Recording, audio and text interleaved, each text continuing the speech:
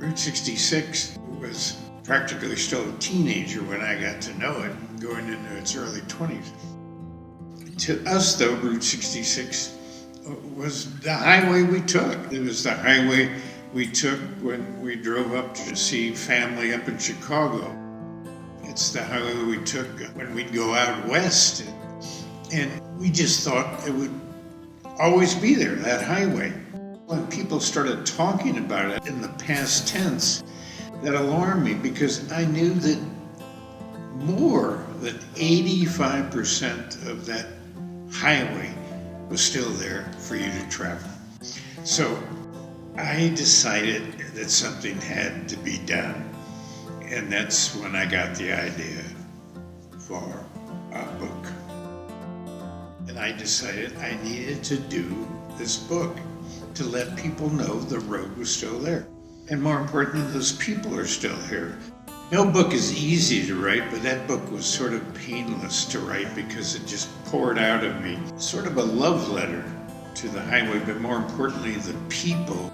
When author Michael Wallis published his book, Route 66, The Mother Road, that sparked a whole renewed interest in the route nationwide, actually. And that book was the catalyst. That publication of that book sparked the revival of interest in the road.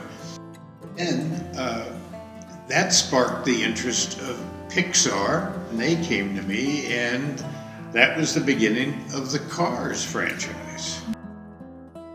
John Lasseter, the head of Pixar, keeps calling. He said, what I want to do is make a film generally about a race car. And when he's on his way being taken to a race, he finds himself lost on an old 2-lane road. And that road, my friend Michael, can only be your route. It has to be Route 66. They said, we really like your pipes.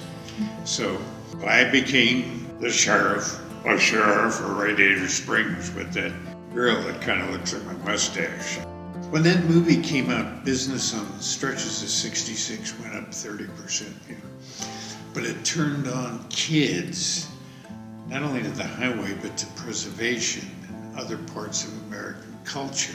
The pivotal point of that movie, the part that really got to me, is along in the movie when Sally has Lightning McQueen up on that mesa and they look out and she says, this is the way we used to travel. And you look out and you see superimposed, you see the super slab tearing right through the land, but you see the old road moving around, winding around, a winding road around all these places, touching here, touching there.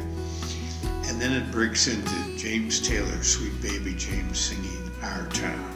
And you see what it was like back then. That's the whole message right there, the way it used to be.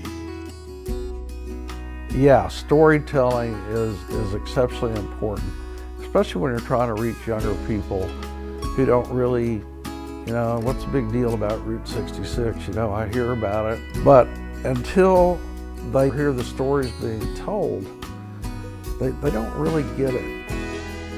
The road helps keep those stories alive and serves as that sort of continuum of history. Like everything old is new again, and we keep doing it, but it's relevant for a new generation. And that's why it's important, because if you're going to tell your story, tell the whole story, warts and all. You've got to tell the whole story. You just can't talk about the good stuff. You've got to talk about the bad stuff, the black, the white, the shades of gray. I have no choice but to tell stories because that's what I am, that's who I am.